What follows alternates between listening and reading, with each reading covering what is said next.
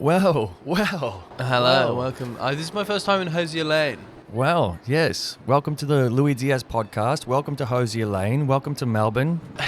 Welcome to my audience. Today, I'm really happy to bring you Tom Stanimeros.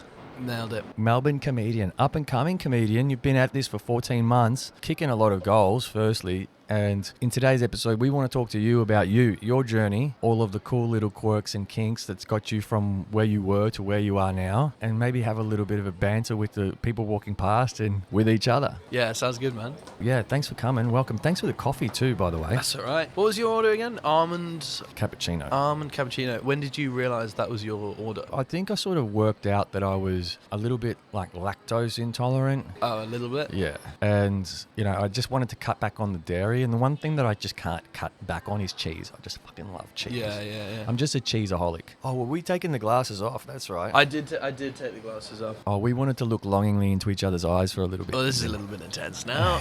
Yeah. I'm not going to blink either. I'm really good at not blinking. Yeah? I think I forget to blink. Are you visually impaired? Yeah, a little bit. Yeah, I thought so. I'm like, huh? Especially when I'm looking at boobs, it's just like... And they stare back at you? The visual impairment is that I can't look away. Anyway, am I going to cut that out? I'm probably not. This is a great intro. This is what the people want to hear, man. No, I think the thing that I love with my guests, and the thing that happened straight away as soon as you came and said hello today, was like the banter kicked in immediately. And one of my favorite parts of this podcast is that the chemistry that I build with my guests and the great sort of conversations and insights that come out of it, because we just sort of trust each other. Yeah. I feel like I've got that with you. That's important. So soon. I mean, you went and got me a coffee. Yeah, Thank you. I'm a nice guy. Yeah. Hey, or maybe I feel like I'm just a runner. Anything I can get you. You've gone from assistant director to runner. Yeah, it's a natural progression. It's a lateral step. We'll call it a lateral step. But look, before we sort of get stuck in, this is going to be episode 48 of the podcast. Congratulations, man. Thank you very much. That's mega. Yeah, thanks. I appreciate that. Just what does episode 48 symbolize? It just means that I haven't given up yet. That's what it means to me. Yeah, sure. It means that I've kept going despite wondering what the fuck I'm doing sometimes. But you had to find time to sit down 48 times with people. You've put out 48 episodes? This will be the 48th. 48. Yeah, Yeah, so nice, man. Currently out at 46. And I just want to give a big shout out to the audience, people that have been following me in the podcast for the last 5 years since I began it, especially the last couple of years since I've come at it really full on. I've got 23 5-star reviews on Spotify now. Oh, man. I've got 0. Okay. Well, I'll be there to celebrate you when you get your first. Okay? Yeah. Thanks, man. I've got like nearly 200 followers there, 70 subscribers at the moment on YouTube. It's a very small time production at the moment with, really small following, but I'm so grateful for every single viewer and commenter and liker. And so, if you're listening to this episode and you feel like you've heard something that you enjoyed, please give us a comment. I'm sure Tom's going to give us plenty of material today. And I just appreciate everyone being on the journey. I don't have a sponsor yet. Which means you can plug anything you want. Exactly. Exactly. Episode. My life is proudly sponsored by coffee, and what coffee does for me is it helps me to tolerate the bullshit of the corporate world. Sure. Have you tried cocaine? Did I tell you I have a deviated septum? Yeah.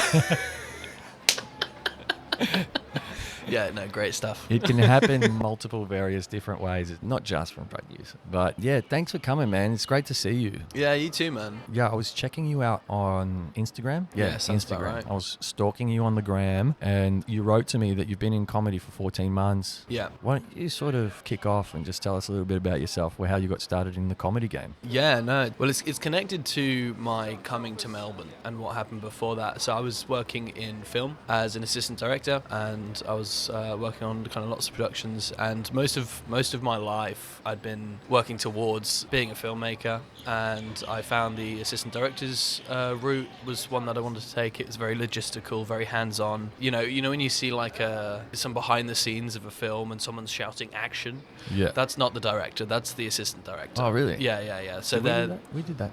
We didn't say action today. We didn't. Did I fail? Well, I was judging you. I can see it. It's your podcast. I can see it. But the assistant director doesn't clap the board. That would be your clapper loader in the camera department. Okay. But no, so I was he doing, doesn't say action. No, he doesn't. So say I action. nailed the clapper loader part. Yeah. I mean, you got the job. Oh, so judged. No, not at all, man. So that's kind of like direction I took, and I think it took a lot to realize I hated it. Got a lot of like friends from home who ended up working in film from a place called Cheltenham in the UK. It's a small town. Like we got horse races, but there's not loads going on. Yeah, that's right. You do have horse races there. I've seen that. Gets flooded by the Irish every year. Right. Okay. Which isn't why we hate them. That's not why we hate them. Why do you hate the Irish? I'm joking. Okay. I love the Irish. Let that go on record. I always know how to fall out with Irish people. That's my problem. Yeah. Okay. But anyway, That's staying in. All of the awkwardness. Please keep it in. Any Irish people listening to this right now, drop a comment.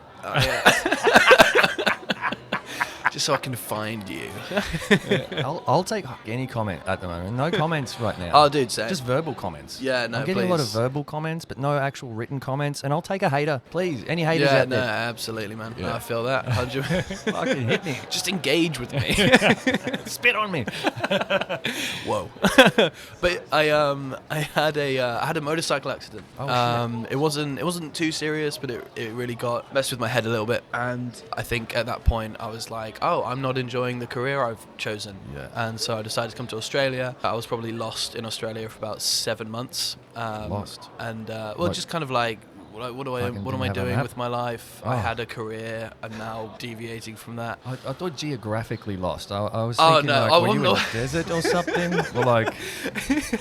No, you find yourself in Melbourne, you're very lost. As every English person does. But my dad, he's Australian. And my dad's an Aussie. He Oh, really? grew up Okay. here. Yeah. So I got the citizenship. Oh, and nice. so it was natural for me to be like, I'll try the other country that I have a citizenship to. Yeah, okay. Oh, that's cool. That's handy. Yeah, man. Yeah. And then Made your life easier. went travelling for a little bit. Because you'd never be sponsored. Sorry, because you'd never be sponsored to be a comedian. Oh, no. Dude, if I just... There are comedians I know who are here, and they're like, I want a citizenship. I want to stay in Melbourne and do comedy. yeah. They can't. They're just getting kicked out. Yeah, right. You're lucky. Yeah, great. No, I very like it. lucky, very lucky. And I was just like, I think comedy is something that I love and admire, and I've always wanted to be funny Yeah. amongst like my friends and stuff, and I gave it a try. And that's kind of a shorter version of a very long story spanning about 3 years. What do you mean you've always wanted to be funny? We sure are. It's actually me. It's I don't about even me. I don't even know. What a clip that. yeah. I love that shit. No, I love that shit too. Yeah. You get a lot of it in Melbourne. Yeah, look, I think, especially post-pandemic, a lot people just realise they like engaging with each other. Weird, isn't it? Considering the Homo sapien thrived on interacting with its own species. You know? Yeah. We actually like each other. You're Venezuelan. Yeah. Crazy. I know, yeah. When I was 18, my brother invited me out to Barcelona to interview Venezuelans who had fled. Oh, okay. I The know some country. Venezuelans in Barcelona. Oh, do you? Yeah. I can't remember their names. Shout out to Fernando Genti and his wife. Fernando, I hope you're doing well, mate. Hope your family's safe. Yeah, they're so super safe. Wait a sec. I got distracted and you were talking about a motorbike accident, then getting lost in Melbourne. Obviously, you Yeah, I didn't did a have speed run of my life story.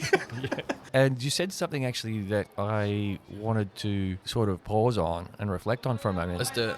It was that you said you always wanted to be funny amongst your friends. And I'm like, so is the venture into comedy kind of like a desire for you to want to see if you can flex this humor muscle in some way? 100%, man. Like, look, I think it's like no one really wants to admit it, but like if you're doing comedy, you want to be funny. You want to be the funniest, and Yeah. that's the kind of drive that you kind of have to have. I think starting out in comedy is pretty tough because you're inherently not the funniest. Like you don't understand the art and you don't understand how to do it yet, and it takes many years to get there. 14 months, I've not been doing it long at all. I'm still like an infant in those terms. But yeah, no, it's a desire to want to be funny, to entertain people, to get people to laugh. It probably comes from like just school, being bullied at school. Yeah. And like, okay. I don't think there are many artists who weren't. I'm spotting a theme here. No, 100%, man. You got to laugh your way out of awkward situations when people are just being dicks to you. 100%. Remember how fun that was? Yeah. What, being a dick to other people? Absolutely. No, having people being a dick to you. Oh, sorry, yeah. No, all the joking. people who were popular at school ended up scanning groceries at Aldi, and everyone who got the shit That's not untrue. ended up being an artist. There's definitely some truth to that. And look, one of the joys of recording in Hosier Lane is that I'm surrounded by colourful art as well as colourful people, and I get to interview colourful people with colourful pasts and telling stories about how it shaped and moulded them. It's very common to hear that story about being bullied though, or I like the way you put it, needing to laugh your way out of shitty situations. Yeah, man. 100%.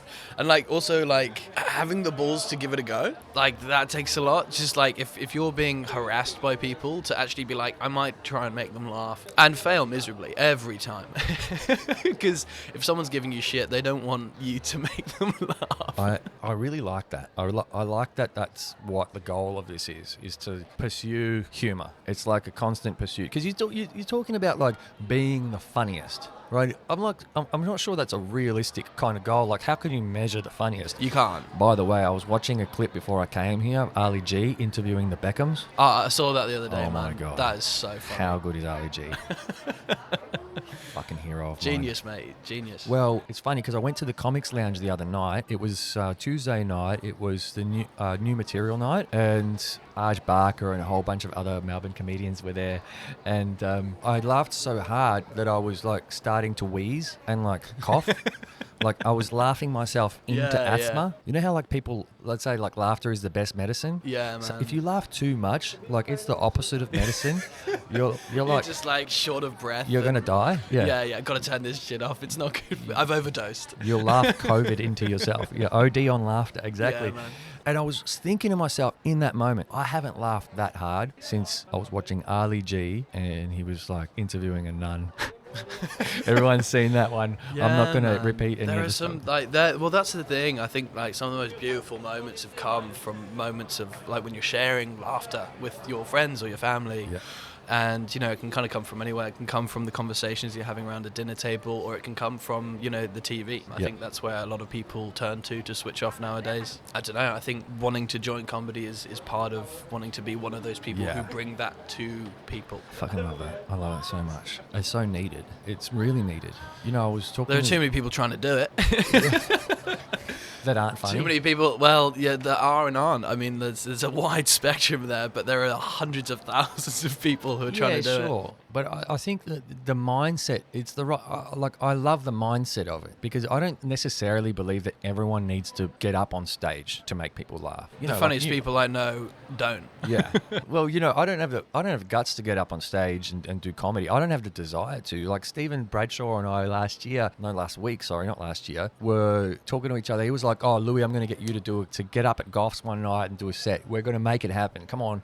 Like, and he was coming sort of from the angle of like push through that fear barrier, because I've got like stage anxiety. I just couldn't. I told a story about me wetting myself on stage as a kid once, and I just don't feel the need. But like I try and live by that philosophy that you're talking about, is like humor is good for the world. We need more humor in the world, right? And I try and look at just everyday little things to laugh at and have like cute little moments with people out on the street, like whether it's a little baby that's smiling at me, or whether it's like a stranger that's sort of done something silly or seen me trip over, and let's just laugh at it. So I really love that philosophy of yours of like, wanting to make the world a healthier place. Well, yeah, I mean, it's the world's an unhealthy place, but there are definitely moments. Yeah.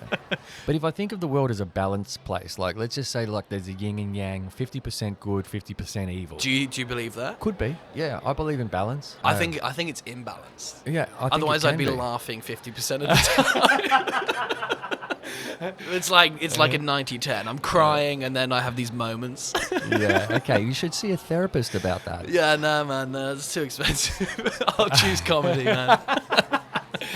But yeah, like if we go on that sort of thread, then yeah, I think like you can walk around life and see so much beauty everywhere and see so much to laugh at. And then, depending on if you put your lens on like that negative, like some of the negative stuff that's happening in the world, yeah, it can be depressing, it can be sad. You could spend all day, all year crying if you want. Yeah. I mean, it's like, are you an optimist? Are you a nihilist? It's that sort of thing. What's your outward view? It normally reflects who you are. And also what you've been through. I think some people get very stuck in their little worlds and they get very irritable by the kind of the things that don't affect them. But I love having an audience in front of me who are just so open to, I want to laugh, and you don't. They're there to laugh. Yeah, but dude, they're not going to give it normally to you. City dwellers. Okay.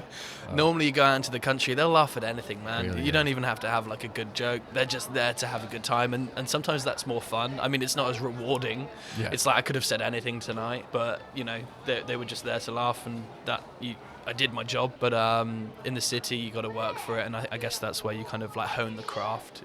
These harder audiences who won't just give it to you. It gives you a better balance and measure of what's funny. Yeah, earn it. Exactly. I like that. You got to earn it. I think you're touching on that, but at what point, so you came here, you wanted to change your life completely, so you moved to the other side of the world, to the southern hemisphere, and then you were like, why not throw my hat into the ring and do some comedy? I spoke to Stephen last week and he had this very measured approach. It was like, sign up for the comedy course, get some mentorship, write some material, learn how to actually do it, and then get up on stage. What was your experience like? Probably quite similar to Steve's, although I think we both probably did the comedy course being like, oh, this is something I want to try. I want to just tick it off. I think I did stand up like maybe twice before trying the course. I don't think you need to do the course. I don't know. I think it was like an umming and ahhing, and I was like, I've got the money, I'll give it a go. People were recommending it to me, and then it's what you do from there. Sorry, I'm just... I'm struggling to do both. Multitasking. I'm taking a little story for the gram for later, but yeah, and so you did the course and then you got up on stage at the end of the course. Well, to answer your question, I guess me and Steve started about a month before I did, and we got quite close. After that, we started Goths together, and when we jumped into that, it was because Louis, I'm struggling here, brother. I'll stop distracting you. That was me testing you. But so no, don't test me. You and Steve basically started Goths together. We did, because the room that we were doing on Wednesdays, the Rubber Chicken, that closed down. Oh, and I've seen that. We were like, well, there goes our Wednesday spot. That was quite a reliable spot for us to jump up, try our new jokes. Let's go start a room. And because of my background in producing, assistant directing, Steve's background in marketing and producing, we just kind of worked really well together. We understood that this is a project, this is something that needs care and time, and we put that in, and it's been very rewarding. The room's been great to us. It's given us some good audiences to really try our stuff out of and meet awesome people. But yeah, I guess it's been calculated. I mean, I don't know how calculated comedy needs to be. Yeah, no, it's interesting. I think with any art form, though, like I think the people that succeed the most or are the ones that are the most likely to succeed or have the strongest trajectories are the ones that engage in the art form more than just in the performance aspect of it. They also like build the community of it. They'll go and start a night. They'll go and get another bunch of peers in their same art form together and build a collective, a group, and sort of immerse themselves holistically in the experience rather than just be the performer and just walk off and see you later. That makes sense? Yeah, no, absolutely. I think as I kind of meet comedians who've been doing it longer, I don't think there's an approach that is right. I think there are people who just, they show up, they do their stuff that they wrote at home, then they leave, and they seem to be doing fine for themselves. And then there are people who get stuck into the community. But yeah, I don't know. I think it's my experience with comedy is I'm in a city that isn't my own, in a country that I haven't grown up in, and I'm just here to do comedy. Awesome. That's a weird experience because I don't have immediate access to a group of friends that I grew up with that have nothing to do with comedy. You've got nothing to lose. Well, you've got nothing to lose, but at the same time, you don't have an escape. You don't have your normal friends and you're hanging out with comedians all the time, Well, which is great. But well, I'm going to play devil's advocate here because, you know, I did an episode with Caleb Highland. yeah. And Caleb was talking about having those normal friends and then him telling them that he wanted to get into stand-up comedy and them telling him that what chance did he think he had as a stand-up comedian. He wasn't even funny. He wouldn't do well. Like, no one would laugh at his joke. Yeah, he was telling me that those shitty normal friends, as you call it. No, I can relate. You know, like... That's so funny. Yeah, like... Yeah, no, that's the last thing you want. I think we romanticize always the thing that we don't have. You know, like my mum had a go at me as a kid because I was like, I just wish I knew my dad. And she's like, well, when you have romantic notions of this man that you don't know, or like, Yeah. you know, like but when you're on the other side, you're sort of like wondering. And with this optimistic viewpoint, you're like, oh, I just wish I had my friends around. And then you've got your friends around and they're like, oh, you're shit, Tom. Like, you know. Yeah. Look, I need them once every maybe 3 to 6 months. Once every 3 to 6 months. 3 to 6 months when I'm having difficulties with comedy. Yeah, okay. I need my friends to be around me, to hang out and just forget about it. But I don't really have that. So it's very immersive and it can be quite intense and it can be quite dominating during those times. Normally lasts about a week or two where you're just like questioning everything. I think everyone has it, but because I've only really got comedy, it's hard to escape. It's like if I want to hang out with people, I need to go to a gig. Or my alternative is hang out with comedians. Yeah, no, I understand that. Like, you do need an escape. I think there's opportunity for you to explore some healthy escape opportunities, I suppose, or escape habits, like getting outdoors in nature, joining a meetup or something like that where you can go hiking. That sounds awful.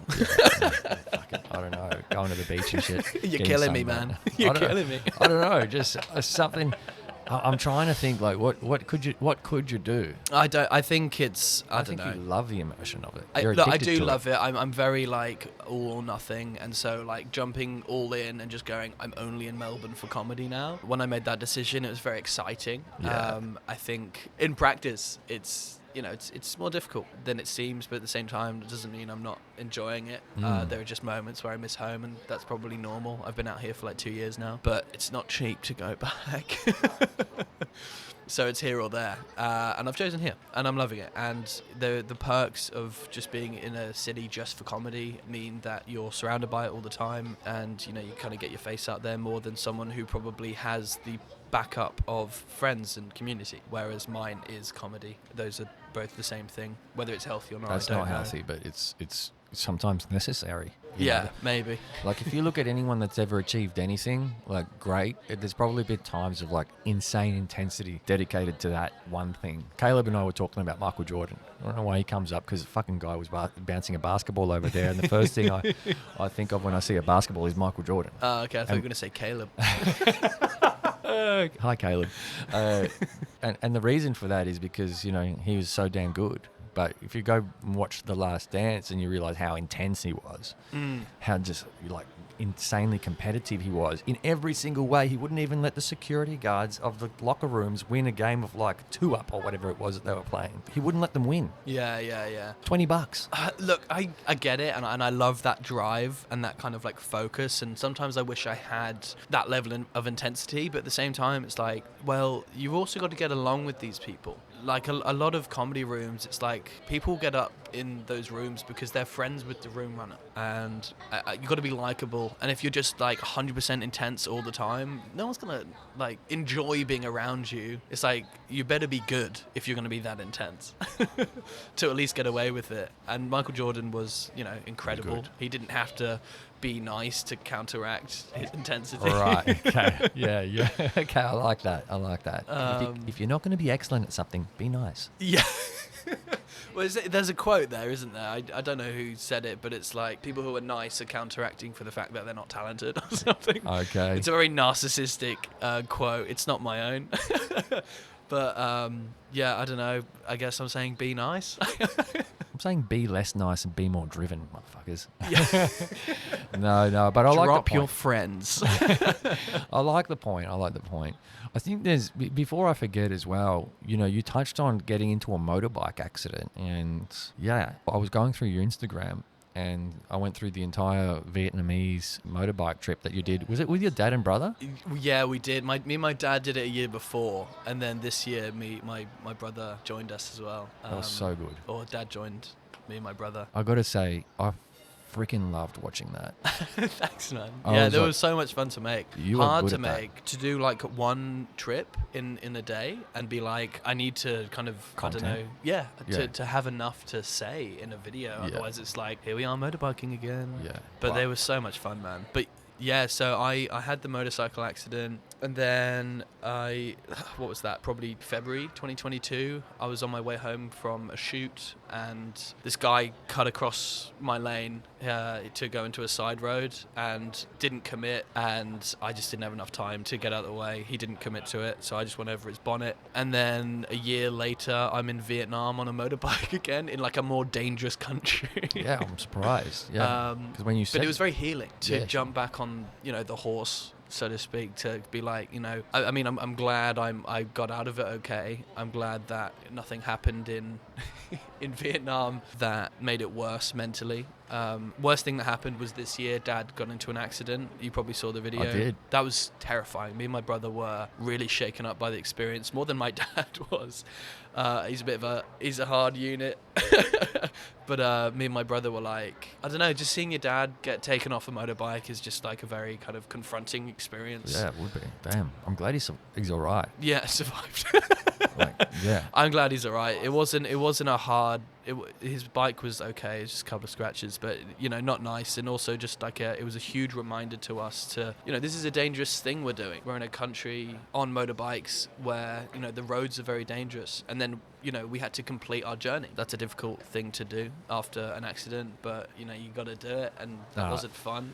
all hats off to you for that. I think it makes a lot of sense though. Like if you're going to get over the fear or the trauma of something happening, you got to get up and just get back on the horse. Yeah, absolutely. Which is awesome. Well, I love motorbikes. I think But you chose I've always Vietnam. tried to work out whether I prefer motorbiking in Vietnam or a Western country, because in Western countries we've got rules and regulations, and if as soon as someone disobeys those rules on the road, that could be a motorcyclist's life. Yeah.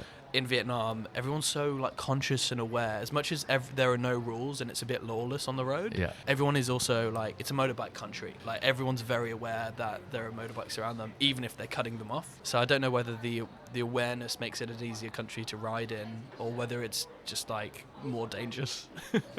Yeah, well, I think that's consistent with one of my beliefs around, I feel like Australia is very much a nanny state in a lot of ways. And I feel like, on the very far end of the spectrum of the rules and regulations and things that you have in like nanny state type countries, what ends up happening is that the amount of laws and rules and regulations, what they do is they start to supersede internal discernment mechanisms that people have. So what you're saying is really consistent with that, because like, okay, in a country with a lack of laws and rules, or maybe they do have laws but they're not really sort of abided by so much, the people take it upon themselves to have higher levels of discernment and caution so that they can counter for that. Makes a lot of sense. Yeah. And so one of the dangerous things about the Western world and some parts of the world that are very rule oriented is that you'll find that sometimes the people are even more dangerous because they don't practice common sense. Like they'll just do dumb shit because they feel like the rules are there to protect them. It's pretty interesting, that notion. But aside from that, what I wanted to say to you was that I loved that little series of reels that you did so much on Instagram on the travel, that I was like, holy shit, I reckon this is this guy calling. That's actually how I felt when Dude, I was watching if I had the money to travel around on a motorbike and just make those every day, I absolutely would, but I don't. I don't. Listen, any motorbike companies listening to this right now, we've been sponsored by coffee. We're definitely not sponsored by these chairs. Fuck, my ass is getting so sore. Yeah, man. I kind of expected that in Hesier Lane. Completely. But I would watch that. I would watch you do that because I think you have such a great... And you've got the benefit of having that filmmaking background, right? Yeah, sure. And so, like, the quality of the content that you shoot is great. Your voiceovers were great. It was really engaging. And now you've got this whole other comedy thing to your bow that you are funny too. Yeah, it was funny to watch. Well, the hard thing was I didn't see them. They are vlogs. Is what they are. Yeah, they're vlogs. I hated seeing them as vlogs. I was like, no, I'm just documenting. Yeah. Okay. Yeah. My experience, and I was trying to be funny, but they didn't come out as funny. I thought they were funny. I thought they were charming. Okay. I think they could have been funnier, and I was kind of kicking myself that they weren't funnier because then people were calling them vlogs, and I was like, I'd rather you call them comedy travel Clogs. Yeah, Clogs. sure, clogs. Comedy vlogs on a motorbike, but I don't know. I was it was like a Jack Whitehall travels with his father. Right. Yeah. Yeah. I don't know what that is, but You don't know what that is? No. Do you know who Jack Whitehall is? No idea who Jack Whitehall is. Is that not something in the Australian Maybe, zeitgeist? but I also don't watch British a lot comedian. of TV. So Do you not? What do you watch? Nothing. You watch nothing. Like YouTube every now and then. Okay. Yeah. Interesting. I don't have time. Fair I'm busy making shit and stressing out about finances. Yeah, good. Yeah. No, good. Good Yeah. on you, mate. Good on you, mate. No, you're doing it. That's the That's Australian capitalism. way. Stressing out about money is Yeah. exactly where you should be in this economy. Exactly. Do it right, people. Yeah. Just sitting Anyone there who's not is an arsehole. yeah. But I don't know who Jack Whitehall. He's just a British comedian who made a series where he travels with his father. In my opinion, very sellouty.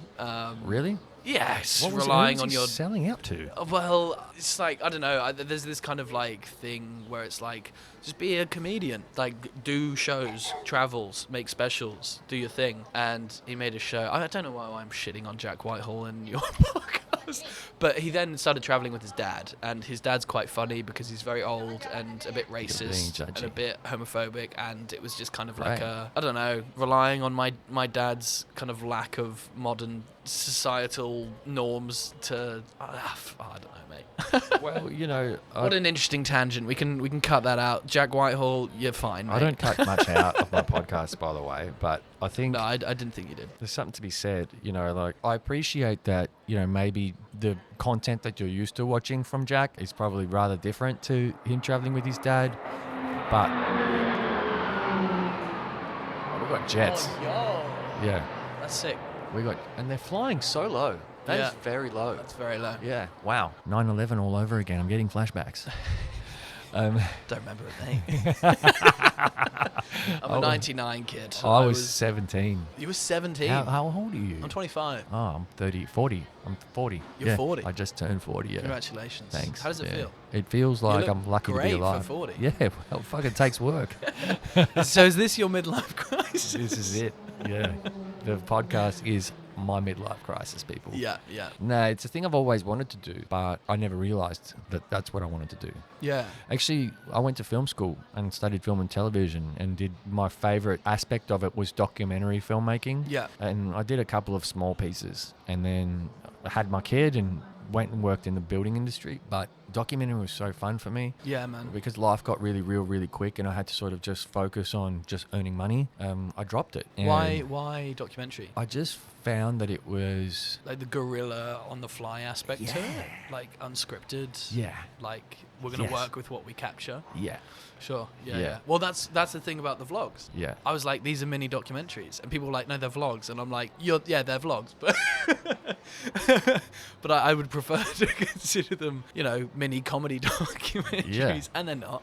Don't call them vlogs. They're not fucking vlogs. Call them any... Yeah. You're a vlogger in denial. I'm a That's what vlogger it in is. denial, absolutely, Yeah. 100%. Yeah. No, but about the Jack Whitehall thing, do you know what I think it is? I think it's when you see someone, it's tall poppy syndrome. Yeah. But when you see someone from sure. your own country and you understand the country, he's a very, he's a posh boy. He went, he went to like private school, and he's got a posh, very wealthy background and ended up being a successful comedian. And you're like, that's not what comedy's about. This is this is for the working class. This is for the battlers. But I find a lot of Aussies shit on Jim Jeffries. Really? Fucking love Jim Jeffries. Do you? He's a fucking legend. The amount of Aussies I find shitting on him because it's like, oh, he's just selling out and being Aussie in America. Yeah.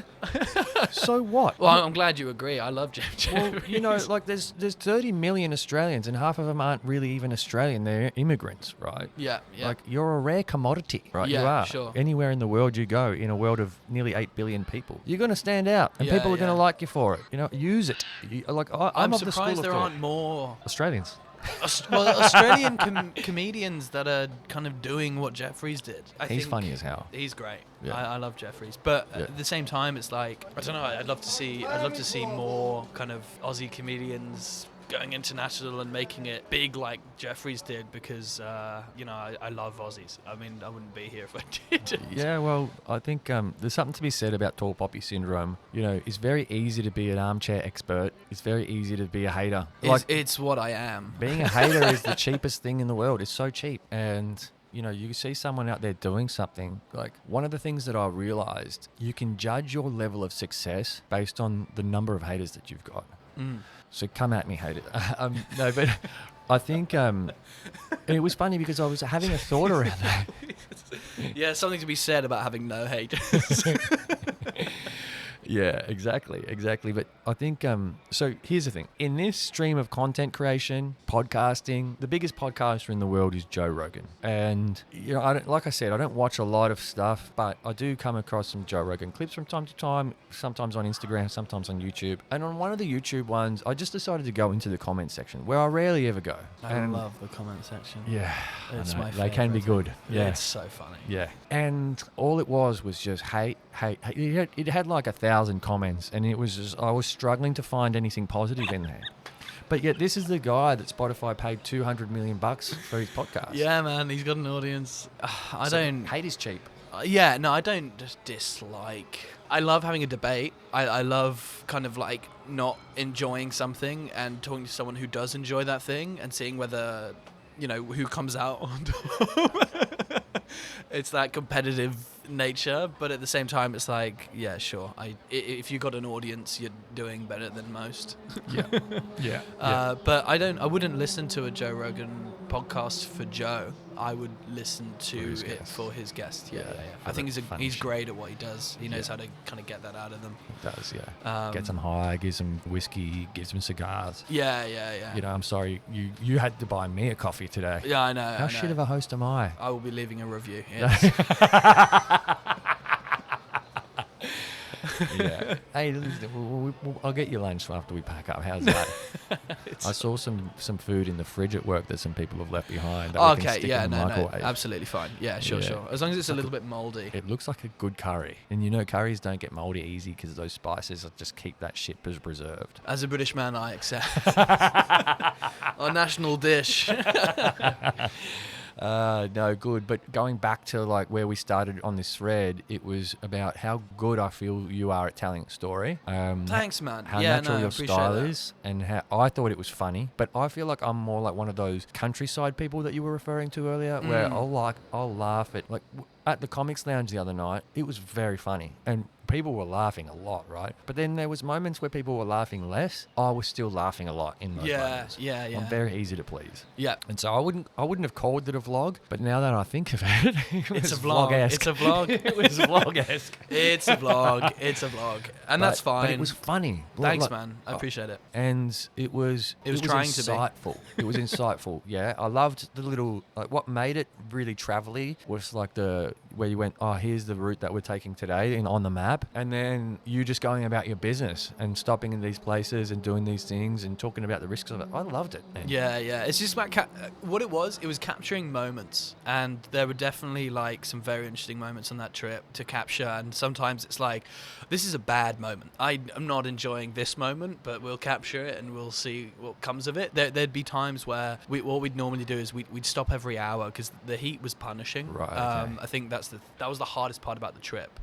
is just being in like the beating sun all day on a motorbike. And I mean, as much as we had an esky, anything we had in the esky was being like depleted pretty quick. And then we didn't want to stop for a warm drink. We wanted to stop for something cold and refreshing. And there were some days where we'd be going and there's nothing. There's like no fridges. There's nowhere we can buy anything. And you're just like exhausted, you're dehydrated, and you're just going on this motorbike kind of losing your mind a little bit. And we all had comms on the bike, so we could talk to each other, but it just goes very quiet during those moments. And then you'd finally find a fridge and like you just perk up and you'd be like, water from a fridge. Yeah, my ex and I used to say we're humans are like plants. Imagine like a dry plant that's like wilting over. As soon as you give it a bit of water, it's like, hey, I'm back. Yeah. Except for humans, it's tequila. Oh, yes. Oh my God, that's such a clip. That's an influencer shit. Yeah, absolutely. I'm clipping that. I think because I'm 40, right? So I'm not always down with all the lingo. I think now I finally understand. Tequila is an alcoholic beverage. No, okay, fine. You got me. I think, before we went to the Comics Lounge the other night, Troy King and I, who was one of my guests on the show, we went to this cheap taco place, Taco Tuesday, near the Queen Vic Market. Forget what it's called. And they were serving like cheap tacos. And they had this tequila for $6 a shot. And I was like, $6 a shot? You can't get anything for $6 today. Like, it's 2024. Yeah. Can't even get it. You sound like my dad. I'm someone's dad. Yeah. I have a kid, yeah. Yeah, man. So I hear you, brother. as soon as you become a dad, you start to sound like a dad. Yeah, no, I believe you. Someone's got to provide. Yeah. I'm only providing for myself, and I'm doing a bad job at it. Yeah, me too. Well, I'm not just providing for myself, but I'm doing a bad job of it. Yeah. And $6 tequila shots. Yeah, damn. Needed that. Yeah, man. How do we get onto tequila? Oh, well, I fucking love tequila. I think I made a hilarious quip about tequila. No, I'm getting flashbacks from the Second World War right now. Are you? I'm getting flashbacks from Vietnam. Where are we taking this? And so, okay. Vlogging, storytelling. But what I wanted to ask, because you were like, I don't have the time or the money. And then I thought, well, here you are doing comedy. And, you also said to me that you started doing some sketches with another local comedian. But if I was like to say, hey, if you had all the time and money in the world, what would you be doing? I'd probably be in the States doing comedy. Yeah. That's the best place to be. Okay. So you'd be in the States doing comedy on the comedy circuit. Yeah, sure. Yeah. Or just traveling around, trying different places, different people, different audiences. Yeah. Because, look, I'm familiar with the Melbourne audience. Right. I know what a Melbourne audience wants. Whether I can give it to them all the time. No, I can't give it to them all the time. But I'd love to just perform in front of different people, different audiences, and just develop comedy by being exposed to different sorts of people and different crowds and stuff like that. But at the same time, I'm so early in, I don't need to be worrying myself with it. But that's what I'd be doing if I had all the money in the world. Yeah. And so, there's doing the comedy, the performing on stage, and I suppose the writing side of it. But what about all that other spare time that you'd have? What would you be doing in that? Can you actually think that far ahead? Because I reckon riding around on motorbikes, filming it, you're good at it. You could do that. Yeah. I mean, look, I've thought about doing, Melbourne vlogs. I've thought about kind of vlogging my experience on the Melbourne comedy scene. That people don't get to see that side of comedy much. I like it. Which is cool, but then at the same time, it's like I'm not really at a level where I'm performing in particularly impressive rooms, comedy rooms. Who cares? So that's part of. But I feel like I'd be doing a room runner dirty if I was vlogging my experience at their comedy room, and there were 2 people in the audience, and they had a bum night, and then I'm just like, haha, this is what this comedy room looks like. Yeah, but I mean, there's something to be said about the reality of the scene. Is that sometimes sure. It would be a raw take. I don't think I'd be popular from it. I think people would actively not book me, so I don't do that. Okay, I see what you're getting at. There's a bit of a balance. Yeah, true. Here I am being like, what envelope can you push? Because, look, here, this thing that we're doing right now, the Hosier Lane thing. People are like, oh, like, do you have a permit for that? And I'm like, no, motherfuckers. Like, ask for forgiveness, not for permission. Yeah. You know, like, just do something if it feels right. But now I'm sort of putting your hat on and thinking, oh yeah, okay, well, you know, you don't want to step on someone's toes or piss someone off by doing something that maybe you didn't have permission to do. Yeah. Well, exactly. I think maybe if you had permission, like, I could do it at my own rooms. That would be kind of samey. I've got 2 comedy rooms that I co-run. One of them's Coffs, and what's the other one? The other one is Captain Melville's in the CBD. Captain Melville's. Where it was Captain Melville's Comedy, and we've just rebranded to the Late Friday Night Comedy Show. Right, okay. Late. How late? I think we were ripping off Stephen Cobb. But yeah, no, just something a little bit catchy, a little bit repetitive, a bit of late comedy. Yeah. Okay. But it's a tough area. Goffs has done great because it's residential, and you know, it's around a residential area, and you know you can drop flyers in people's doors, and you can try and get walk-ins and establish yourself there. This is what happens on a Wednesday night in Richmond. Come on down. When it comes to Wednesday's a boring night too. Generally, it's like a nothing night. Exactly. So we're lucky to have Melville's on a Friday, but I'd say that that's been a different challenge. That's a harder sell. You're in the city on a Friday night. There are 1,000 better things you could be doing, and so it's convincing an audience that take a punt on comedy. What time are you running it? We run it at 9 p.m. Right. We've just changed it to like a later show, maybe a little bit looser. Right. But also it's like in an area which is like a lot of student accommodation, a lot of international students, and I think I've found that students aren't the easiest audience to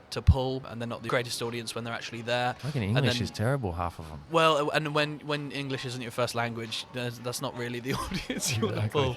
And so that's what Captain Melville's is surrounded by. And so it's trying to find, you know, all the other people who are up for it. That's a good point. You know, when English isn't your first language, it's quite a sophisticated ask to try and get someone to pick up on things like sarcasm and you know, irony and stuff like that. And also how quickly comedians are bantering. Yeah, that's a lot to keep up with. Yeah. I mean, I don't know what it's like to speak another language. Yeah. I'm singular lingual, is I think. Single. I'm single. I'm single. That's great. I think, it's a good point. The 2 different nights, it's a good challenge, you know, and I think that's great. I feel like this is what I say about the podcast, you know, like, people are like, oh, you got a podcast? And I'm like, yeah, I've got a podcast. But like, don't get me wrong. Like, I don't by any means think that this is like a fully fledged podcast. I'm learning how to podcast. Every episode is me figuring out how to do this a little better. And I think being an online medium makes that quite difficult because all of your mistakes are broadcast. Great. All of your learning is broadcast, and there's a digital footprint that people can kind of follow and go, oh, have you seen this first one? That was pretty shit. Yeah. My first comedy set is not online. Right. My third one is, but you don't want people to see that. You kind of like, this is an enclosed space where I can really practice and learn and be shit for a bit. When it comes to being online, what I found, especially like doing the sketches, trying to be funny in a different medium has been a tough challenge. And I think the worst part about it is people can see it. People can see, I mean, either they're enjoying the progress or they're like, oh man, what are you doing? It's very public when it's online. Yeah, and that's a good point. I like your point. I do tend to think it's more of a virtue than anything that's going to hold you back, though, because you can't get more exposed than that. That's the ultimate amount of exposure that you can get being public and online and stuff. Hi. We're saying hi to someone who's scanning one of my QR codes. Thank you for that. Where do the QR codes go? One of them goes to YouTube and the other one goes to the gram. I thought it was your OnlyFans. Well, no.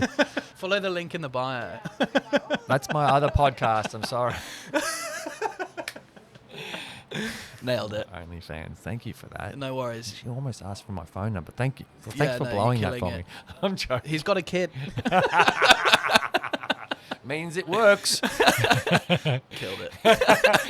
I'm joking, but I love it. Again, that's part of what I love about doing this in the laneway is that people can see you doing the thing that you love doing. Very interesting experience. Yeah, I love what you're doing here. I'm a bit. Can I just make a point about Hosier Lane? Yeah, not as impressive as I thought it would actually, because we've got a tunnel in London, Leek Street, which is like just a massive kind of an old railway tunnel. Yeah, it's a walkway. It's got like cool cafes and bars nice. down there, and there's just these huge huge murals. Yeah. All of this just looks like it's been tagged. Yes. Yeah. And I hate to be a pom about it. Yes, you but are it could being be a a pom bit about more it. impressive. You are being a pom about it. Okay, fair Let's enough. just start I'll there. accept that, and I don't think the Aussies will appreciate that. But your English audience, they'll agree. They'll agree with me. Yeah. What I'll tell you is that actually it changes all the time. So Yeah, it's the same with Leek Street. this time last week, it was way cleaner, like way cleaner. Oh, okay. That has all been tagged over since last week. Oh, Like okay. Garfield I've was come cleaner. on a bum day. Yeah, Is that well, what you're telling me? Yeah, basically during the week, people have come and like wrecked the wall. And then Okay. if we come here next week, it might be completely different. Sure. Okay. Not completely different, but I'll you'll accept see it. remnants. Like, sure. Yeah. Actually, that's one of the great things about doing the podcast in this space is that I'm It's a getting different different background every- backdrops. Yeah. So these beautiful kind of like, what is she like? She's like an avatar. Yeah, she looks like an Is avatar. it fire with and the water? Pixie ears. Yeah, it's kind of like a fire and water thing. Yeah. The lion is the fire. Like the fire. Yeah. Yeah. But you know, these tags have only sort of just come on it since last week. Okay. That was clean before. Sure. And that wasn't even there. Like the last time I recorded in Hosier, that was like a Grand Theft Auto kind of woman. Oh, cool. Yeah, so it changes. come and- then. Yeah, but I get your point. Yeah, it just looks a bit messy. Yeah, and it is messy. But that's art. That's Yeah. art. Exactly. No, I love that you guys have got a space for it. And you know what? I can't compare it to London because London is it's. Well, it wouldn't be sunny. It wouldn't be sunny right now in London because it's nighttime. Because it's. I love this idea of England being just dark and miserable all the time because honestly, as much as your summers are like better, I'd say Melbourne might be almost as bad as London in terms of like weather consistency. We can't deport this guy, people. He has a citizenship. But it's just like they're like, oh, you're a palm, you should Immigration. Get Get him out of here. No, my point is like every time it's like bad weather and I'm cold, Aussies are like, oh, you should be used to this. You're from England. I'm like, you should be used to this. You're from Melbourne. Yeah, totally. I met some Japanese people last night and they were like, yeah, but the weather. Yeah. Yeah. Yeah, anyway, but people aren't tuning in to hear accurate, good points. What they want to hear is, wow, what an incredible city you live in. I couldn't fault it. Tell how it is. But I think the point that we were making before that awesome person that came up and scanned the QR code was that you're putting things up on Instagram and you're feeling the exposure of being online and being judged. Like then we sort of talked about the exposure of doing things like actually live like this. And I think when you expose yourself to that degree of like being fully public, you can't get more exposed than that. It can't get worse than that, harder than that. That is it. That's now your baseline. And all that can happen from there is that your confidence grows. And yes, your first bits of work will be shit. My first podcast wasn't shit. I still love that early work. It's different to what I'm doing now, sure. Yeah, sure. But I put a lot of work into it. Like I maybe edited it for like 20 hours. And now one of the things that I'm learning is like increase the speed to the feedback loop. And the feedback loop is like once it's online and people can listen to it. Mm. Stop trying to be perfect. You're never going to be good. Your first thing's always going to suck. And I've been watching YouTubers that have got 1 million subscribers talking about how they started. And every single one of them give you this bit of advice. Just do it. Don't wait for the right script. Don't wait for the right equipment. Just do it because it doesn't matter how much work you put into it. Your first clip is going to be shit. But you're not going to grow until you upload that shit clip. I think kind of speaking into that, because I've heard the same advice. And I think speaking into that as someone who's kind of actively doing it, I'm like, this is hard. Yeah. This feels exposing to be like, well, here's my rough work. And I'm proud of the stuff I put up. I'm not proud of it. I'm just like, I know where it could be better, and maybe I'm being too hard on myself. But at the same time, it's like, I don't know. In the business of funny, I think I'm always questioning, is that funny? Sure. You know, like we're not going to, like Steph Curry doesn't hit 100% of his shots. Sure. What's his name? David Beckham doesn't kick 100% of his goals. That's a very old reference. Well, who's a modern footballer these days? Anyone? Do you know follow what? that? I've been ridiculed for being a pom that doesn't know Don't soccer. follow the EPL? Yeah, I don't. What? Yeah. Immigration. I prefer AFL. I actually You prefer. do? I love AFL. Get outta here. AFL is an awesome sport. I wish it was international. I think it's hilarious that it's not. Well, they were doing it in China Sure. until the pandemic. Yeah, like sure. they were flying. No, it is international. Okay, sure. What I mean is like Aussie expats in like The difference Ireland between and Australia and China is thin lines. Okay. I understand what you're saying. Okay, we're not speaking the same language here, but yeah, I find that really fascinating because most I'd say Western Europeans that come here, and I'll include British as and English as that, is that they look at the sport and they're confused and they never want to see it again. Or, yeah, maybe. It's unfamiliar. It's very it's so unfamiliar because it's action packed. We're used to sitting there for an hour and a half to 2 hours when no one scores a goal. Maybe soccer's too hard, but AFL's it's entertaining. Yep. It's so entertaining, and there's a million reasons why I would continue to enjoy the sport even if I left Australia. I'm a Lions man. When I came over, my auntie was like, look, this is a Lions household. So Lions or get out. Yeah. Basically, is that what she was saying? But then they got to the grand final last year, and yeah. I got to kind of enjoy a team that I was like, cool, I guess this is my team. They're playing in the grand final, and they're back this year, baby. Grand final tomorrow. I'm going for the Lions. You are a Lions? I'm not a Lions supporter, but I'm going for the Lions tomorrow. Yeah. Just want to make that clear. Who do you support? North Melbourne, the worst and second worst team in the league the last 5 years running. Thank you very much. Congratulations. Huh? No, that's strong. Worst or How much money have you second worst? lost this year? How much money? What, gambling on North Melbourne? Yeah. I don't gamble on North Melbourne. You don't? Kidding?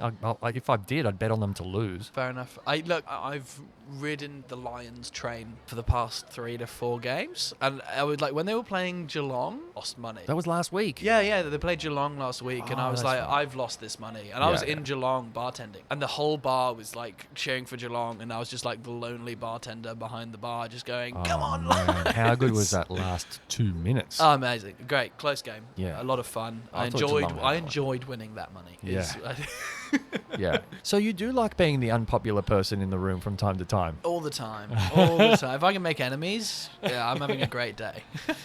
But it's a good point. So you moved over to Australia. You are like a little bit Aussie. Yeah, well, Dad's Aussie. I'd say even in growing up in England, I think whether it showed or not, I had an affiliation. I had a connection with Australia, with Melbourne. I was born in Melbourne. I was born in Aspendale. Oh, you were? Yeah. That's I moved near over Cheltenham. when I was like 3. Yeah, I do know where Cheltenham is. I was pulling your leg. But I think coming over here, it was weird being like, oh, no, you're a Palm. Because in England, I was like, I connect with being Aussie more. Maybe out of like preference. But I think coming in here and it's like, oh, no, you're English. I can see you're English. And now when I call my mates or when I talk to other English people, they're like, oh, I didn't realise you were English.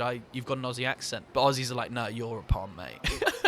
So I think I've definitely picked up like a twang that makes it difficult for people to kind of like pick up if you're not Aussie. But if you're Aussie, you just sniff that shit out. No, you've got a British accent. You would think that. And I can hear it as well. I think I've got an English accent. But when I talk to people, they're like, oh, no, you got a little g'day going on. Oh, yeah. Oh, okay. All right. When you say g'day. Yeah. I go up at the end of my sentences. I reckon you could do like vlogs where you're pretending to be like a Steve Irwin type character. But like in the city. Have a look at his coffee cup. Oh, don't That's get not too a coffee close. cup. This is a coffee cup. That's not a latte. This is a latte. Yeah.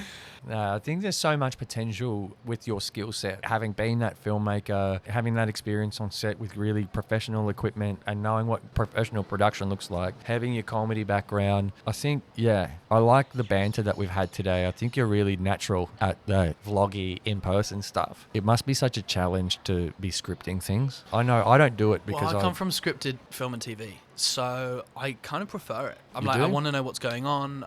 And I think what I want to do is I want to get better. And I hope comedy does this for me. I want to get better at just being on the fly. And obviously in a situation like this, I can banter. I can have a good time. It's been loose. But even doing the sketches, I'm like, I'm doing sketches with Jai, and you know, we script everything, and I want to know my lines, I want to know what's going on, I want to know the beats I need to hit. But then I've got friends that I want to do sketches with, and they're like, oh no, we're just gonna rock up on the day and we're just gonna like have fun and shoot. And I'm like, that sounds terrifying. You want me to be funny in the moment? I don't know what the moment's gonna be. Yeah. So I think you're naturally funny. That's thanks, the thing. man. Thank you. Big Don't- compliment. Don't get sincere on me now. Well, I guess that's the aim, isn't it? Be funny. Dance. No, I think I think you just I like that about, you know, most Poms that I meet, and you know, Irish as well can do it, and Aussies, we're a very social bunch, right? And so we naturally have, like, the best of us have that ability to sort of come in and just hit the ground running socially, which is really Weird I meeting feel- an introverted Aussie. Yeah. That's weird. That's a weird. I'm like, what? They You exist. can't have that accent and not be talking. G'day, mate. But I think maybe, and I think this is something I find challenging in comedy, is like when I get up on stage, the audience are like, well, he's English. He's And you a got a Pom. Greek name, He's for got God's sake. Yeah, well, there's that. But like when people hear my accent, it's like, am I funny, or are they just finding it charming that Well, I've it's got doing an something English for me. accent? But if I go back to the UK, That didn't make you uncomfortable at all. You are good at banter. what, you When I- trying to flirt with me? Yeah, no, I'm not good at that either because it's not sincere. Well, you got a kid, so Yeah. it's done something for you at some point. Yeah, but I think it does work for you. You know, like we, especially Melburnians, we like internationals, and you I don't know if you do. we do. I reckon we do. Aren't We thrive Aussies on are it. like categorically racist. And it's an endearing quality. Can't beat them, join them. You know. Yeah. Well, we set a precedent. Yeah. Where did we get that from? I wonder. Yeah. Yeah. No, well, no. I think that's the thing. I think First having thing an they accent did when they definitely got does off the something for boat me. was just like shoot the local black people, didn't they? We can't talk about I'm that. not allowed to comment on. Yeah. Well. Not with this accent. No one wants to hear opinions about that from a guy with this accent. Yeah. What a history. But yeah, no, I wonder if the accent does something for me here, and I'd be fascinated to go back to the UK and just be like, well, You bet, cunts. well, I mean, I might go back with a bit of a twang, but doing comedy to English people with an English accent, you know what? Would you be funny at home? I think so. I mean, I think I'm always worried that my jokes are just for Aussie audiences, but Yeah. I think it would do fine. My comedy would do fine. Because you didn't do comedy back there. I You've didn't. only done it here. I've only done it here, but I'd love to do it, and I think that's where I'm at the moment. I'm like, do I go back to England and become an open micer in England, or do I do a couple more years in Australia, my home comedy scene, and get better before going All right, over? Yeah, nothing to lose. Go.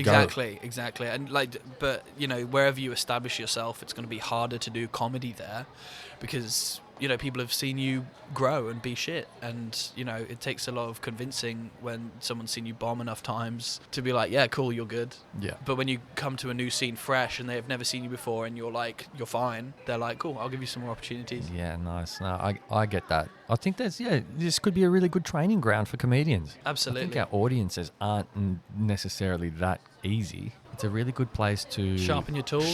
Sharpen your tools. Yeah. Exactly. That's a good one. Yeah. Mold your craft. I think it can be. I don't think that's what Melbourne wants to be. I think Melbourne wants to be a bit of a comedy hub. I don't think it's part of your culture as much as it is part of the culture in the UK. What, comedy? Yeah. I think it's older in the UK. I mean, America is kind of like where it started, but it's interesting here because it's like, if you go to the UK and someone's like, I'm going to go to a comedy night, they're like, that sounds sick. I love stand-up comedy. I've got favourite stand-up comedians. Here, it's like, do you want to give this a go? Do you want to try it out? It's not easy to fill rooms here, to fill a comedy room, to fill an audience. That's so weird because like when the comedy festival kicks around, Yeah. I think Everyone's it's like, oh, let's give this a go. yeah, and it's packed. Yeah. Well, you know, like, yeah, there are still some rooms that struggle to fill, I've heard, you know, for smaller comedians that are just, and that's the great thing about the comedy festival. It gives anyone a go. Yeah. You know, and you can be playing in the same festival as, you know, some of the best comedians in the world. But it was incredible this year when I met Sean like a week later, the comedy festival was on, and of course I wanted to go and see him, and to see the buzz in the city around that time. It's comedy Christmas. I had so Comedy much Christmas, fun. I love that. It's Ho, ho, the ho. best time of the year for a comedian because Yeah. you get to rub shoulders with these awesome comedians who are doing awesome things, and especially he's like an open micer who's like new to it, and you're like, wow, this is amazing. I think that, and then you meet the older guys, and they're like, oh, this is Yeah. this is exhausting. Yeah, right. Yeah. I've been doing it for so long. Yeah, and it's the only way you can make your money. Yeah. Tough. Oh, that's so interesting. But no, dude, I love the comedy festival, and we ran Goffs as a venue for the comedy festival. I think we're talking about doing it again next year. We just had so much fun being around comedy all the time, and like kind of like just living and breathing comedy and drinking too much. Especially as a young guy, I loved it, man. It was so much fun. But then it goes quiet, and people are comedied out. They're laughed out. And then winter is directly after that, and that is the hardest time in Melbourne because the audience, they're like, oh, it's raining, it's cold, it's windy, I don't want to go out and sit in an audience and give comedy a punt. But I think in the UK it's easier to fill because it's kind of bad weather all the time. You know what? I just had an idea. I'm going to throw this at you. Yeah, go on. Why don't you... I hate it. Sorry, go on. Why don't you... Because, you've already started Goffs. Why don't you start like the Richmond Comedy Festival in spring? Yeah, I mean... What, like now? Yeah, because I really like... Because you got the Melbourne Fringe. What's that? The Melbourne Fringe? Yeah. Sorry to all the Melbourne Fringe people. Melbourne Fringe is... That's comedy? It's comedy, it's theatre, it's a bit of a variety. Right, I think they okay. got cabaret and other that was on sorts recently, of wasn't shows. I think it's on now Yeah, or okay. coming up. Whoa, under a rock, people. Under a rock. Yeah. Well, why wouldn't I do that? It would be a lot of work. I think it would require... But I like your point about it's a tough time of year. You have the comedy festival, and then you literally go into like the saddest time of year where all the Melburnians go into hermit mode and binge Netflix for 3 months, right? So I think, it's a pretty rough time to try and uplift the scene. Yeah. It's workshop season. You might go to a comedy night and there might be 3 people there and you're just kind of sharpening your tools. And that's the season for it, but it's really tough that no one really wants to come out during that time. Yeah, sure. And I wonder whether the UK might be better, but I wouldn't know. Because the weather's shit all the time there, exactly. right? It's more consistent. And so it's like, well, we're not going to go out because it's raining? Yeah, you have a much more eloquent way of putting things than I do, I've realised. But that's part of the Britishness of you, isn't it? I hope so. Yeah. But the Geelong Comedy Festival... that's right. So that's coming up. That's right. Stephen mentioned that. Yeah. So Blaze White and Kelly... Blaze, it's an awesome name. He's did it last year, and they're doing it again this year. They're doing it better. They got some great acts coming down to Geelong, and they're just starting their own comedy scene there in G-Town. Exactly. So me and Steve were doing some shows down there, and I think it's really cool to see a place that didn't have comedy really going on to then seeing what someone can do, how they can bring comedy to a town that doesn't have loads going on in terms of comedy. Yeah, that's cool. Because people like want to see it. Yeah, people do want to see it. And that, because I completely forgot about that. That totally counters my whole idea of the Richmond Comedy Festival thing that I just tried to. And you hated it at first before I even said it, and it is a bad idea. It was worthy of hate. Look, I love these ideas because it's like, well, how can you push it? What can you do? I just think it would be an uphill battle. Yeah. Well, especially when you got the Geelong Comedy Festival, and Geelong, I'd say, has a culture that's, I'd say, receptive. Yeah. And you're not competing with anything. Yeah. They don't have another Geelong. That's the thing about Melbourne. Or whatever. You try and do anything in the last 2 weeks of January here, you're competing against the Australian Open. So. And that's the thing. Sports, especially like being in Richmond, being down the road from the MCG, will get quiet nights because something's on. And people would rather watch sports than comedy. Oh, yeah. Like you have the Melbourne Storm, the Melbourne Rebels, and the 2 Melbourne, soccer / football teams, and then all the AFL teams that play at the G. Richmond is the sporting hub. Yeah, exactly. I couldn't have been further away from a good idea, actually, when I mentioned that you should start a comedy festival in Richmond. Coming up with ideas. Yeah. But I tell you what was a good idea, inviting you on. You know, we didn't talk much before. You know, took the risk and accepted the invitation from a total stranger to come to a dark alleyway in Melbourne. You've got balls. Yeah. On a day off as well. And I think I'm really glad that you took the risk and took the punt. I think you're really very natural in person. I loved your vlogs. Unfortunately, I'm going to call them vlogs. I think you've got a great future ahead of you. I'm really rapt to see what you're able to craft out of all of these skills that you're acquiring. Thank you, man. Yeah, no, I appreciate that. I think, big shout out to Caleb Highland for suggesting you. I said, hey, who should I chat to? He was like, Tom. Chat to Tom. Yeah, chat Caleb's to a good Stephen. guy. Chat to Doug Chappell. Yeah, Dougie's great. Have you got Dougie? No, I haven't. Well, we're chatting at the moment. Okay. But that'd be cool. I forgot to message him back after like a week. So, I had to apologize when I saw him the other night. I'm like, I did forget to reply to you. But, I've met a bunch of comedians lately and they're like, oh, well, we can't do anything in the next couple of weeks because I'm going to be on a cruise. I'm like, what, you guys are doing cruises? Yeah, Brilliant. yeah. It'd be easier to get people like me, just open micers. Yeah, well... people who aren't good enough to be busy. Nah, don't downplay yourself, but I think, Too new to be busy then. 14 months into the game, like, it's a lot to ask to be, like, booking those kinds of gigs, I think. Yeah, I know why I'm here. Okay. But no, it's been a pleasure to have you on. And so, like, the Geelong Comedy Festival, what else should we be looking out? Geelong Comedy Festival. You did a show, Beans and Toast. Beans on Toast. I did that at the Melbourne Comedy Festival at Goffs. That was a good time. We'll be hopefully doing the Comedy Festival at Goffs again next March, April time. Yeah. That's all. Are you going to call it Beans on Toast again? Or you got another show now? We'll see. But I'm doing Across the Spectrum in Geelong, which is like neurodiverse comedians. Really? Are you neurodiverse? Yeah. Oh, yeah. Yeah, no, I think they used to call it Asperger's. I think it's now just ASD. Right. Okay. So I'm organised. Does it give you one of those disabled parking things for your car? Oh, dude, if it did, I wouldn't be using it because I don't have a car. No, I don't know. I'm not. I know that a couple of autistic. real estate agents that have those. Yeah. They park you closer to like a venue because you don't want to make eye contact with people. Yeah. Oh, is that why you asked about the eye contact earlier? Are we going to be wearing glasses this whole time? No, I'm masking it. Yeah. No, you did it good. You did it well, for sure. And talk to me about these sketches that you're doing with Jai. I'm filming them today, actually. What do you guys, after this, we'll be... give us some insight into the trajectory of those. Well, I think what we wanted to do is, I think it's all about content, isn't it? It's about kind of building your brand, building your name, putting some stuff out there, building an audience. And in comedy, it's like, if in 5 years' time I continue down this road of putting stuff online and building an audience, hopefully in 5 years' time I've got an audience I can sell tickets to. And I think that's what's important now. I think that's a new game but then for comedians. What happens if you go back to England? Well, it depends where you build it. Where you build it, okay. Where you build True. At the moment, a lot of our sketches are seen by people in the States. Really? Which is weird. We're kind of hoping for an Aussie audience. There's a bigger they've got 10 times the amount of people we do. Yeah, true.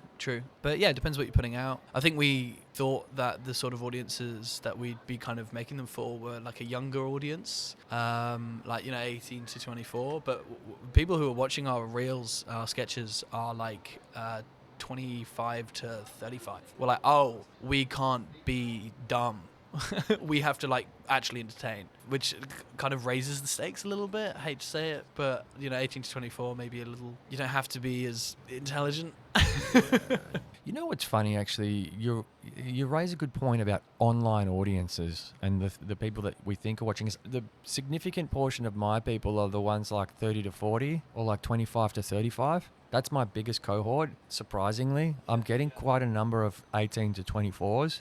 They're like my third biggest cohort after then the 35 to 45. I was pretty shocked at that, considering Yeah, it's I've got grey surprising. hair and shit. You don't really know who is going to like your stuff until you put it out there. Exactly. And that's what I'll upload, test and learn, figure it out on the fly. Yeah. I love that you're doing that. I think if we were dancing, if we're doing like little dance videos and, gluttony. Just like stuffing our faces with giant burgers. Yes. We might be tapping into that 18 to 24. I do want to introduce food into the podcast at some point. Yeah. Like just eating stuff. Like a talking hot about wings type thing. Yeah, not really. Just like, how good's this pie? Yeah, I should have brought you a pie. I Actually. think people would hate to be eating. I was eating during an episode that I did. I think it was like episode 38. We recorded it in the Queen Victoria Market, and someone came and gave us some food, and I was just like, yeah, this is yum. So like, I'm not shy for eating on camera. I'll eat. Yeah. Just give me something, and I'll eat it.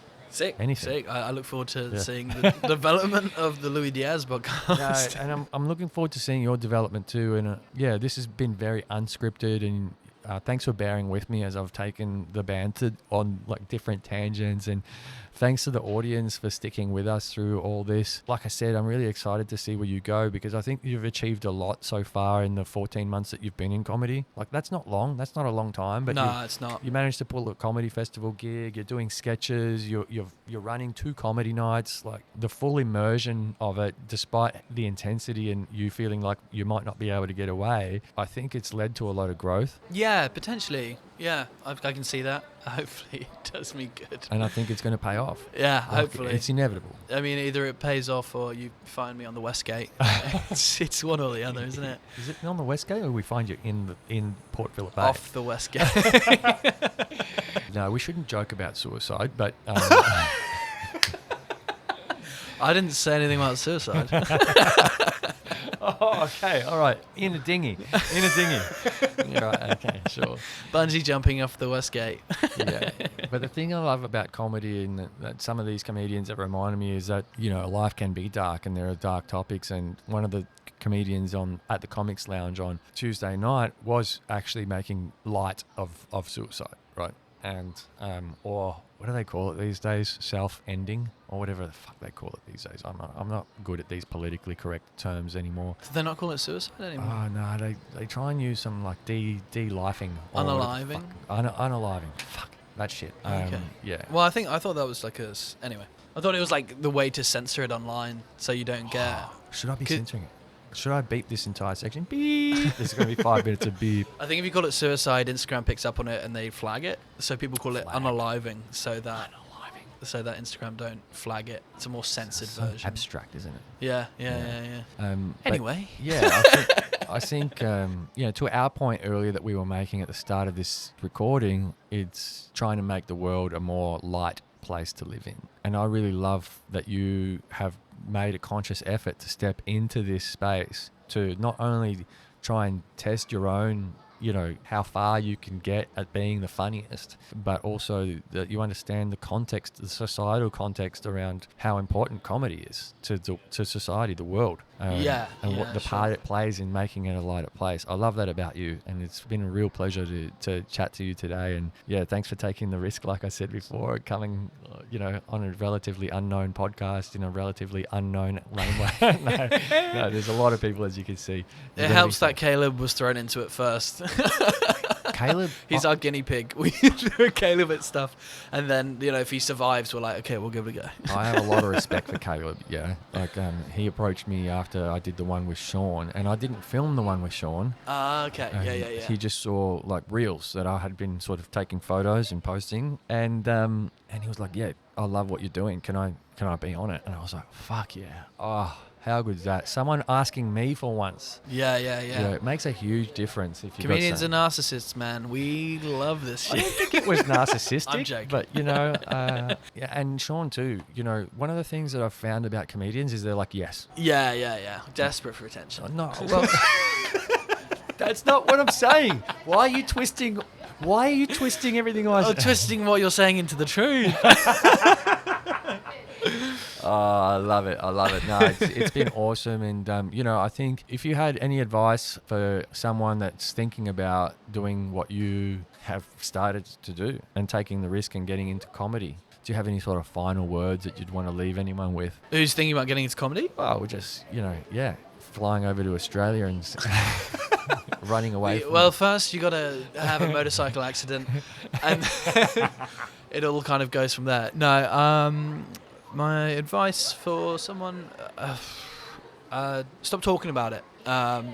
Gets on people's nerves when you keep fucking talking about it and you don't do it. Just do it and then see if you like it. It's not very philosophical, but it's the most practical thing. No. Actions speak louder than words. Exactly. That's what I hear there. Yeah. Yeah. And that's really in line with my values for sure. So I really appreciate that. And this has been awesome. And thank you so much for joining us. And yeah, for anyone listening to this episode, thanks for sticking with us all this time. This was recorded on Grand Final Parade Day, but it's probably not going to be out for a couple of weeks.